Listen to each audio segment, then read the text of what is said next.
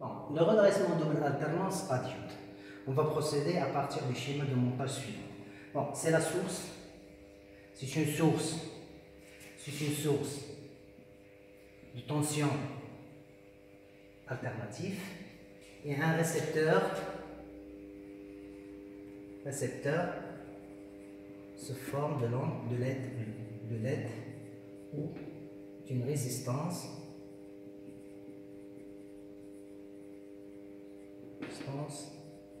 R. Bon, le pont de diode a pour fonction de convertir cette tension source qui est alternative à une tension qui est continue mais réglable en valeur efficace. Premièrement, on va visualiser à l'oscilloscope la tension V de T. C'est une tension alternative, V max, sinus, oméga T.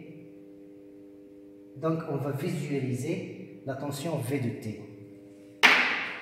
Voilà.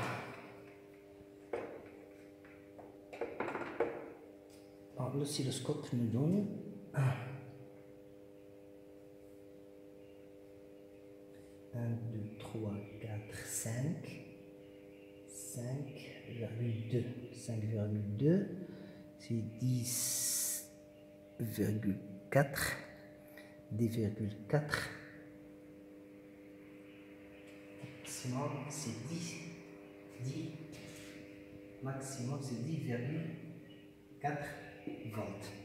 Bon, je vais présenter ici un chronogramme avec une période de 50, 1, 2, 3, 50, avec une fréquence de 50 Hz, c'est-à-dire que la période est 20 millisecondes. Bon, le signal,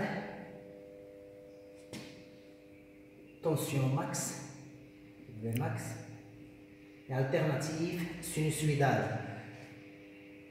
Le chronogramme de la tension alternative V de T, c'est une tension alternative sinusoïdale. Une période de 20 millisecondes, une valeur max de 10,4 volts, avec deux alternances positives et négatives selon la période, selon l'intervalle entre 0 et T sur 2 et l'intervalle T sur 2 et 2. Bon. Ensuite, on va prendre le signal de sortie. Le signal de sortie. Le pont de diode. Le pont de diode à 4 diodes D1, D2, D3 et D4. Je vais visualiser la sortie à travers la résistance, comme vous voyez ici, que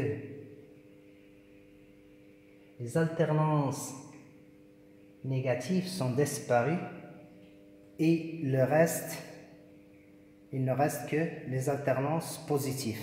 Comment on va procéder ceci? À travers le schéma du montage. Bon, on va faire une analyse de fonctionnement. Pour la période où T entre 0 et T sur 2, V est positif. Et par suite, le courant passe de cette façon. D1 passante,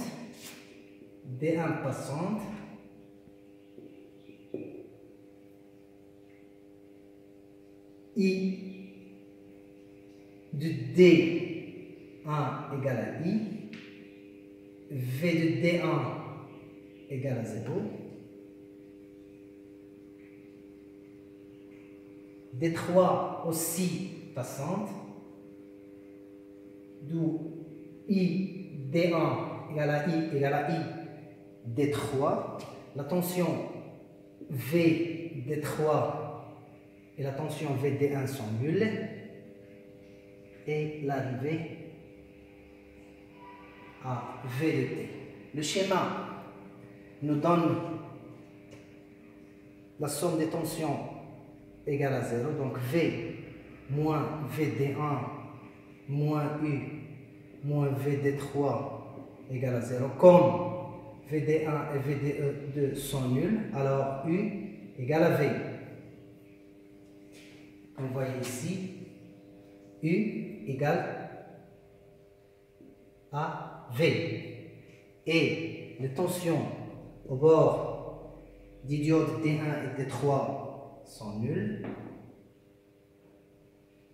Le courant I qui est ID1 et ID3, d'après la loi d'Ohm, c'est U sur R.